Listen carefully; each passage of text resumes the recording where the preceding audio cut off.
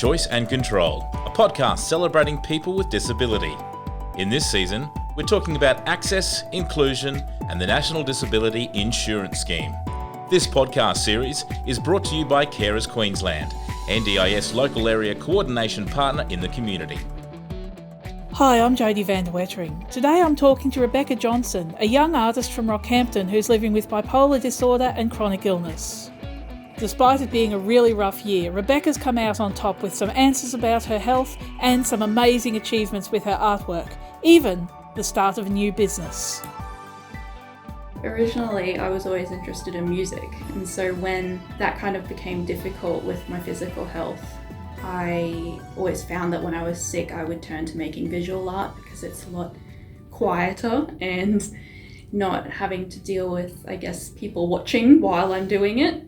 And then that kind of turned into a way of expressing how I was feeling with mental illness and physical illness, and being able to kind of portray how I'm feeling and what I'm thinking in a way that didn't require me to talk.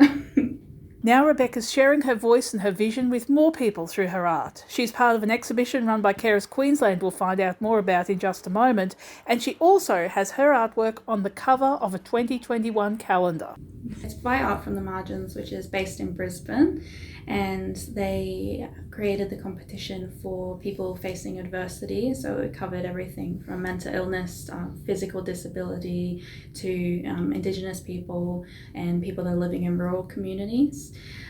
So I entered it with two pieces that kind of spoke about my relationship with my mother and how she has kind of always been the person that I can lean on and that can be there for me and comfort me when I'm struggling. One piece which was called Mother's Embrace, which won the Andrews Light Up Award. And then my piece, Hold Me Mother Before I Disappear, which was lucky enough to be on the cover of their calendar for 2021 and be a part of that with obviously 11 other great artists. How exciting. How did that feel when you found out you were going to be on the cover? Really a bit surreal. It was really exciting and a bit nerve-wracking, and I guess it most of all felt really validating, and that what I'm making is something that doesn't just hold value to me but to other people.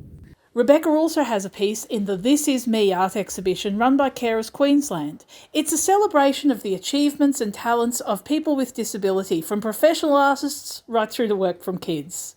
It's a touring exhibition, and we've just delivered it to the Banana Shire Regional Art Gallery in Biloela, where it's going to be on show until early March. Rebecca's even sold the piece that she had involved in the exhibition, a realistic depiction of three salmon called Even in Death. Yes, my father had caught 3 fish and taken a photo of them for me to paint, and I painted it without knowing why, but just I felt very drawn to it, and it kind of came up with the idea afterwards that it was kind of about life and death, and the death of kind of the person that I was before I was diagnosed with chronic illness and mental illness, and it's kind of allowed me to, mourn the person that I was through drawing something that is probably a bit morbid, but it's kind of going through the same life-death cycle. That's how it felt? It felt like a grieving, like a loss, that process of getting diagnosed? Yes, I spent a long time, through all of my teenage years, going to doctors and trying to work out what's wrong, and because I was never given a definitive answer, I was given the diagnosis of chronic fatigue syndrome, which is a diagnosis by exclusion. So it was never really a definitive, this is what you have. So it took me years and years of learning that I've lost the person that I was in regards to my physicality and being able to move and just do things and walk and shower with unassisted, and kind of realizing that I've lost that part of me, but now there's the birth of something new and a new way of living with trying to learn to accept my situation opens up a whole world of different ways I can try to help myself with accessibility and learning how to live again in a new way. One of the things that, for instance, came up when I was speaking to Barb Cook, who is a lady who was diagnosed well into adulthood with autism, was that finally getting the diagnosis, she found the answers in the community and things starting to make sense. But was that a bit unsatisfying that you didn't really have those answers yet? Incredibly. It was really hard, and 7 or 8 years of just feeling like all the pieces aren't in place, and knowing that there's something wrong with me, but kind of, I guess, the medical community saying you'll grow out of it, or all teenage girls have low blood pressure, so just because you're passing out, like, that's fine. If it happens a few more times, then we'll worry. It's just kind of being told that you're not sick enough. It's not sick enough to worry about. And yet I was still not able to go to school and not able to live a so-called normal life. Where are you at now? Do you feel like you've got the answers now, or is it still feeling a bit vague? I think we finally worked it all out.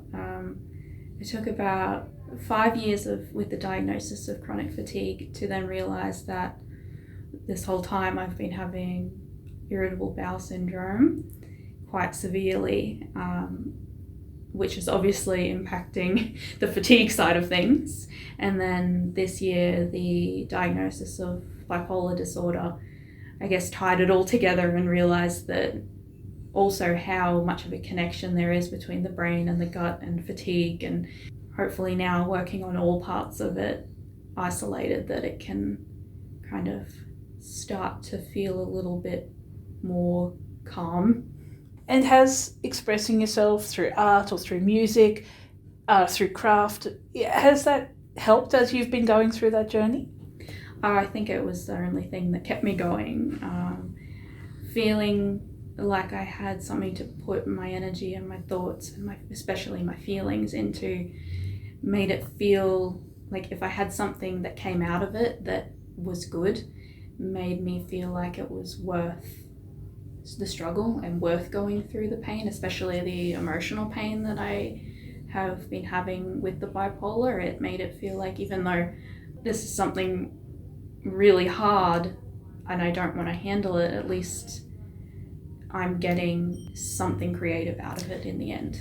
If you're late diagnosed or you acquire a disability later in life, that can bring a need to reevaluate who you are and what that means for you. It can also mean unpicking a lot of internalised ableism, negative ideas about disability you might have unconsciously picked up even if you have disability yourself.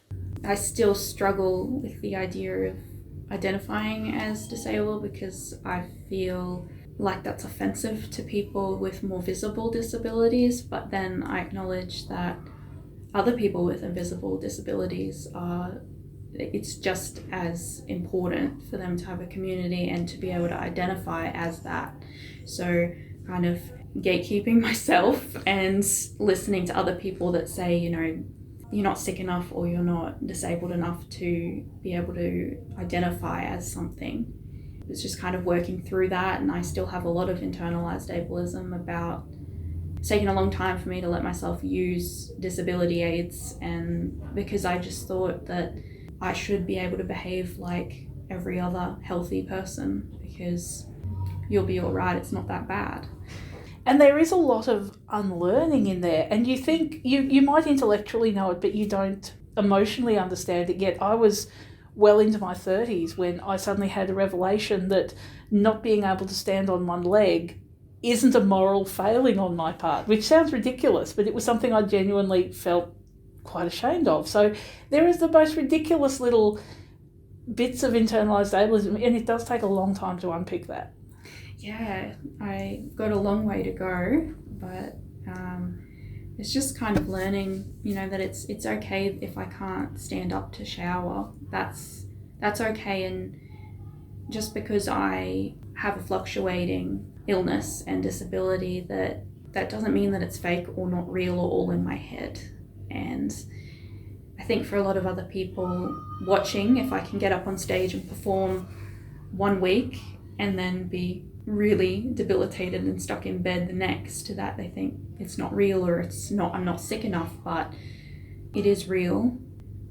We are very mean to ourselves, and especially if doctors or family or friends have said those things to you about you not being sick enough, or at least you're not in a wheelchair, which is a whole nother horrible thing in regards to how would somebody in a wheelchair feel about you, comparing, going, oh, well, that's worst case scenario. How would they feel anyway? I think there's a lot of learning to do and a lot of unlearning to do.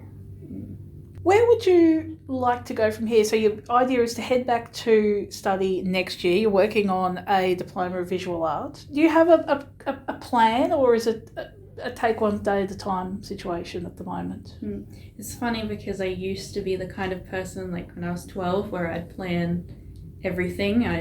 By the time I was 12, I planned what my formal dress was going to be, and that I was going to go to NIDA, and I tried to work out all the expenses when I was 12, working out the expenses of living in Sydney, and then that kind of all got blown out, and I realised it's taken a really long time, but to realise that it's sometimes important just to live day by day, and that I have a few things that are goals, and I would love to do a few market stalls in the new year, and I'd love to enter a few art competitions. But if I am physically or mentally unable to meet those deadlines, that there's always another opportunity.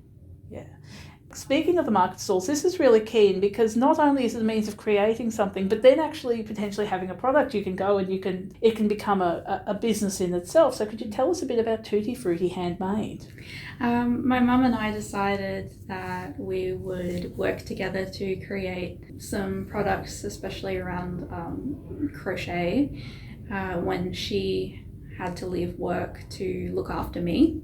I've gradually become steadier with my health, and so we were able to kind of work together on creating things and coming up with designs. And I had always had a dream of making earrings like Luna from Harry Potter, and first tried when I was 13, and now finally by the time I'm 20 I managed to make a pair, not radishes but strawberries, and then wearing them around and expressing myself through some quirky accessories, I realized that there was a lot of other people that really enjoyed them too. So hopefully working together and helping each other out, we'll be able to grow as a business and as a personal relationship. And markets are great in that you can go when you're well and when you have the energy, and then you haven't got a shop front, you haven't committed to being available 8 till 5 days a week. You can, to some extent, plan around your health. Yeah, definitely. And if on the day I'm really unwell, I can always look to my sister or my mum or my boyfriend to be able to actually man the stall for me.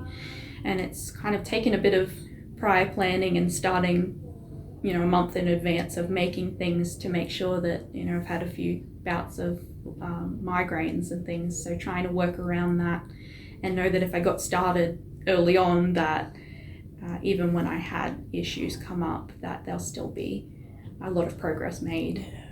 How important has it been to have that community around you too, particularly your mum, by the sound of it? She's been really important. It's been really good. I don't know where I would be without those people, like my family and my boyfriend, and especially meeting my boyfriend when I was in a manic episode and didn't know because I didn't have my diagnosis yet, and kind of having that relationship and getting the diagnosis while we were together and him staying with me and working things out with me, that's been a really important relationship, to know that I was lovable before this diagnosis and I still am lovable with the diagnosis.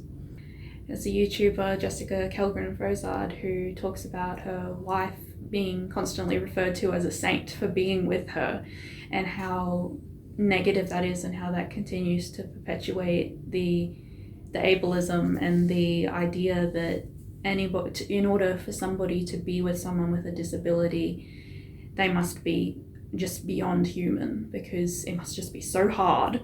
But really, they're just two people that appreciate each other and love each other, and that's a beautiful thing.